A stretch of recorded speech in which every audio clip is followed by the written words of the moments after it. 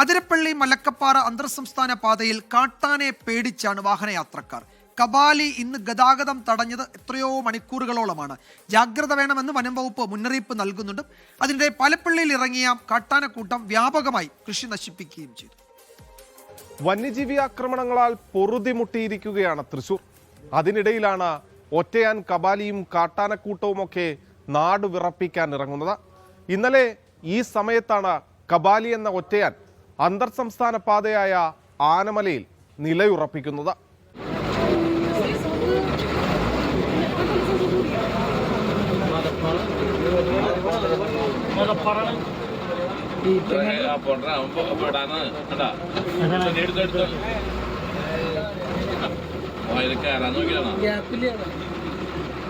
മദപ്പാടിലുള്ള ഒറ്റയാൻ കബാലി ഇന്നലെ വൈകുന്നേരത്തോടെയാണ് അന്തർ സംസ്ഥാന പാതയിൽ ആനക്കയത്ത് നിലയുറപ്പിച്ചത്. മണിക്കൂറുകളോളം റോഡിന് നടുവിൽ തന്നെ തീറ്റയെടുത്തു നിന്നു. ഇടയ്ക്കൽപ്പനേരം മാറിയെങ്കിലും വീണ്ടും ആന റോഡിന് നടുവിലേക്ക് വന്നതോടെ ഒരു രാത്രി മുഴുവൻ നിരവധി വാഹനങ്ങൾ ഉൾക്കാട്ടിൽ കുടുങ്ങി. നേരം പുലർന്ന് 7:30 ആന റോഡിനോട് ചേർന്ന് ഇല്ലിക്കാട്ടിലേക്ക് കയറിയതോടെയാണ് ഗതാഗതം പുനഃസ്ഥാപിച്ചത്. നിലവിൽ കുടുങ്ങിക്കിടന്ന വാഹനങ്ങൾ കടത്തിവിട്ടു.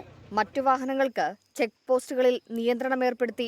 മദപ്പാടുള്ള ആന കാട് കയറുന്നതുവരെ പാതയിൽ ഗതാഗത നിയന്ത്രണം ഏർപ്പെടുത്തിയിരിക്കുകയാണ് വനം വകുപ്പ്. അതിനിടെ തൃശൂർ പാലപ്പള്ളിയിലും കാട്ടാനക്കൂട്ടമിറങ്ങി. ഹാരിസൺ മലയാളം ഡിവിഷനിൽ എലിക്കോട് പാഡിന് സമീപമാണ് രാത്രിയിൽ കാട്ടാനക്കൂട്ടമിറങ്ങിയത്.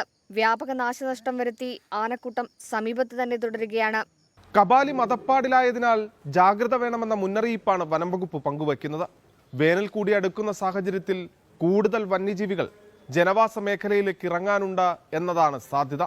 ഈ സാഹചര്യത്തിൽ എന്തു വേണമെന്നറിയാത്ത നിസ്സഹായാവസ്ഥയിലാണ് തൃശൂരുള്ളത്. ക്യാമറാമാൻ ബിനേഷ് ബാബുരാജിനൊപ്പം സൂരജ് സജി, 24. ലോകത്തെവിടെയായാലും ഏത് സമയത്തും 24 വാർത്തകളും ഓഗ്മെന്റഡ് റിയാലിറ്റി പാക്കേജുകളും എക്സ്പ്ലെയിനറുകളും വിശദമായി കാണാൻ ഞങ്ങളുടെ യൂട്യൂബ് ചാനൽ നിങ്ങൾക്ക് സബ്സ്ക്രൈബ് ചെയ്യാം.